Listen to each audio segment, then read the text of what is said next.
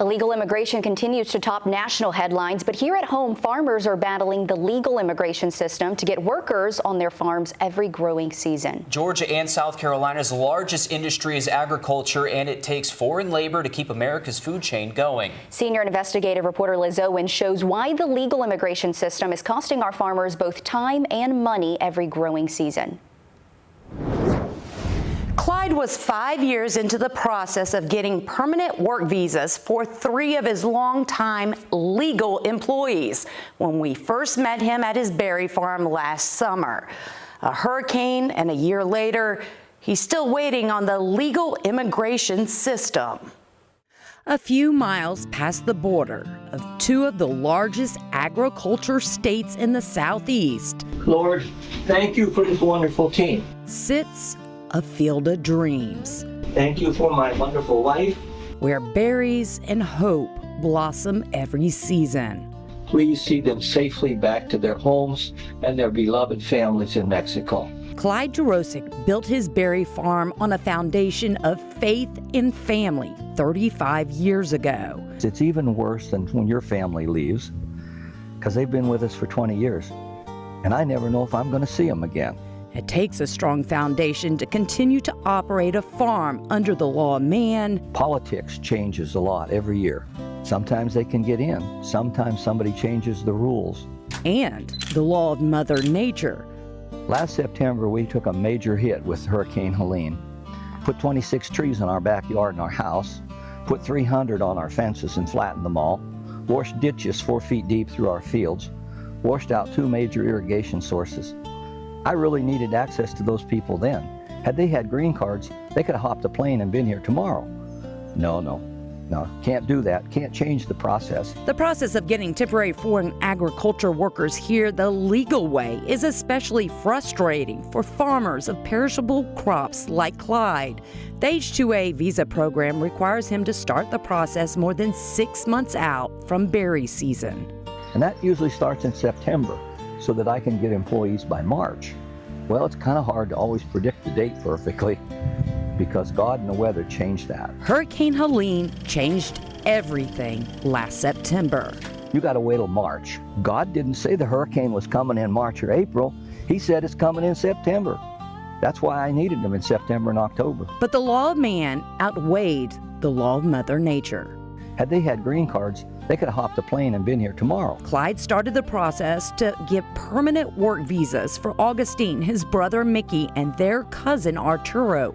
They're capable. They've proven themselves. Nearly 6 years ago.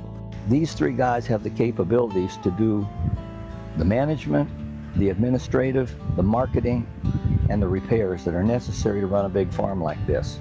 Collectively, together, they can do it. Nearly 6 years later, they're great devoted fathers, they're good Christians, and they won't move without their families. Clyde is still waiting on immigration to approve their green cards.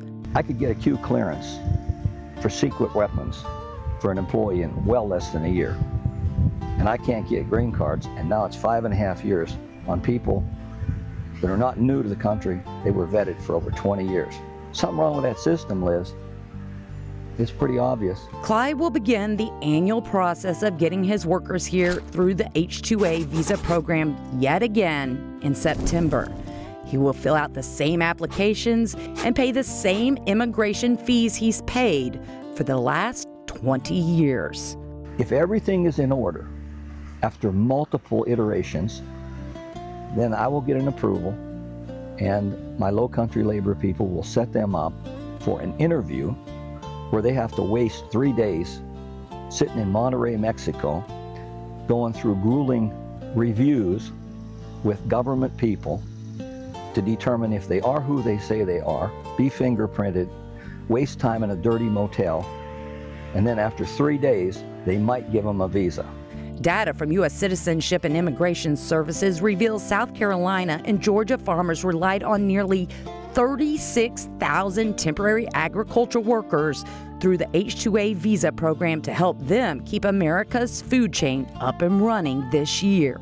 And if they don't get through, and it's because the government had a computer breakdown or they had an inability to check them properly with their computer systems, guess who eats the bill? Yeah. Augustine, Mickey, and Arturo are more than just farmhands. You feel like the clock's ticking, too, to get these guys here permanently. They're family. We're both in our mid-70s.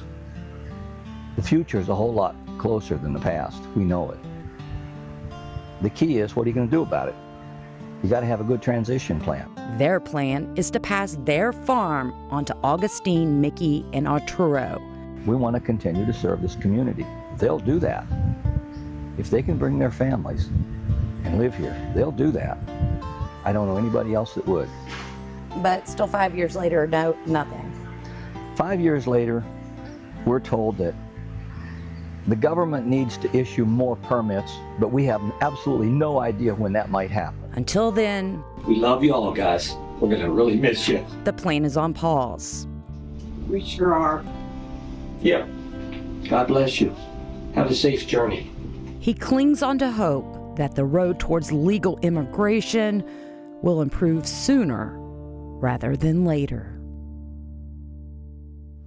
Immigration only opens up certain jobs at certain times for permanent work visas. Clyde's workers can't come here to work permanently for him until immigration opens up visas for farming jobs.